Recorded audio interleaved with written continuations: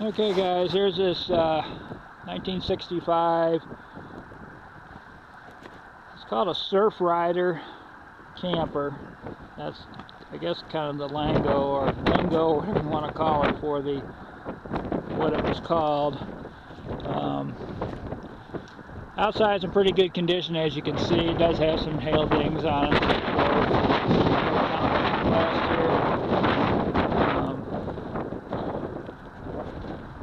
And it's got this kind of a cool picture of the scuba thing on here. I don't know if that's factory, I think it is. And it says Hartline is the brand name. And I can't really, if that was a sticker they put over something else at one time, I don't know. It says live and let live, which is an old time hippie sticker.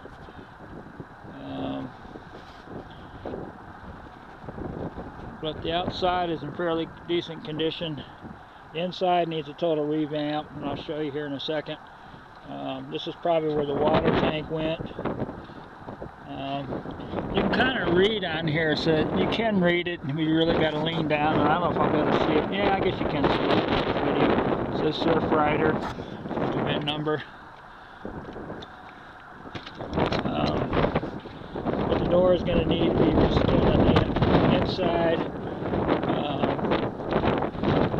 The floor, some of the floor pieces are going to have to be patched in. I don't think it's all totally bad, but it's going to have to be. It's going to be some work.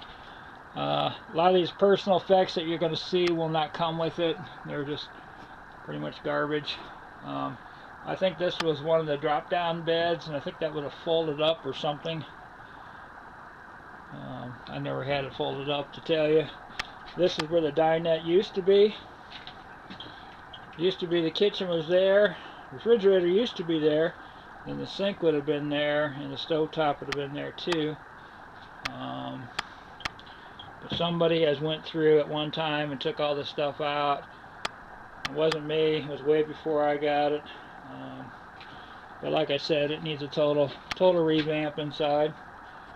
But the bones are there, not too bad a shape. All in all, for how old it is. There'd have been probably a couch type thing there, and I would say that it probably would have came out somehow, and there'd been another bed here pulled out somehow. I don't know for sure. With the ceiling, vents in it. But it is what it is. But I do have a title for it, matching VIN, as you've seen, and a title that matches that number for it in my name. Ready to sign over for cash. In a nutshell, that's about it. I mean, there's really not much to show you.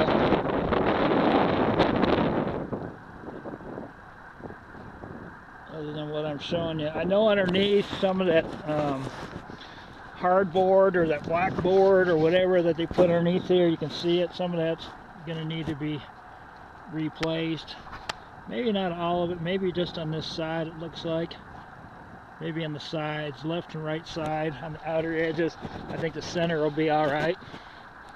Never had a bathroom other than that porta potty little room. Takes a 2-inch ball, the jack does work. And this outside electrical, it has that funky old plug. Those are almost obsolete, you cannot find them hardly. They're not the twist-in lock ones like some people think they are. They are not. They will not match up because they're very small together. You can buy a new modern one and you put just your cord into it and you'll be done. These marker lights, you can get new marker light lenses. They're Pathfinder 662. I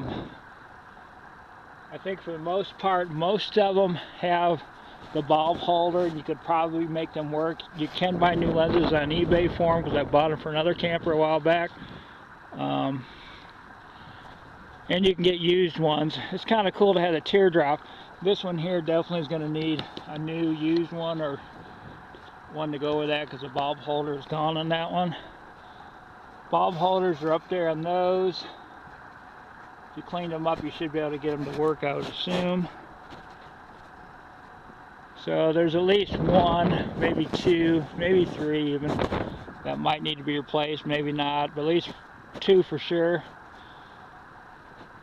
But that's what we got, and you'll see the pictures of it too.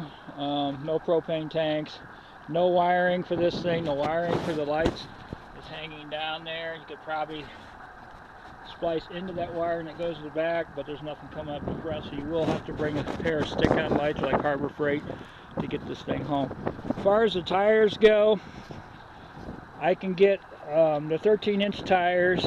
The tires, I would not venture to say I'd make it home with those. The R would take like a Baby Moon hubcap style. You can see it there. I could probably get you tire and rim combos and white spoke wheels brand new for probably about $140 maybe, range $150. I would be willing to also repack the wheel bearings if you're gonna pick it up, because I have no idea when last time that was done, and that would basically be the cost of materials plus maybe 25 bucks for the labor to do all that. Barring I don't have to buy bearings, and that would be extra, of course.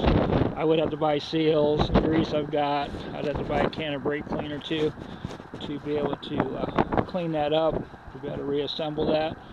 And whatever tire looks the best, I'll put back on this back, and that'll be a spare for you.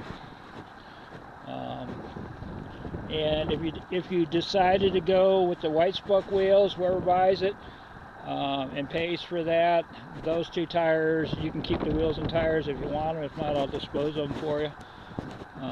So you'll have two extra loose tires that you can either keep, or I can get 13-inch tires and have them put on those wheels, and you can have the original style wheels that were on it. That's up to you how you want to work that. But if you want to come and try to get it up on a flatbed trailer, I really don't want to be in the midst of that, tell you the truth, because that can go bad, real bad, trying to get it on a trailer. I've never done it before. If you've done it before, that's great, but bring help. Alright guys, we're located in Scottsbluff, Nebraska, the western panhandle of Nebraska, about 45 miles at Kimball, Nebraska, about 45 miles north of Kimball, Nebraska, by Scottsbluff. There's a little bit of funkiness, damage right there, I just noticed. I don't know what happened there, but anyhow, good luck, and got any questions, get a hold of me. Thank you.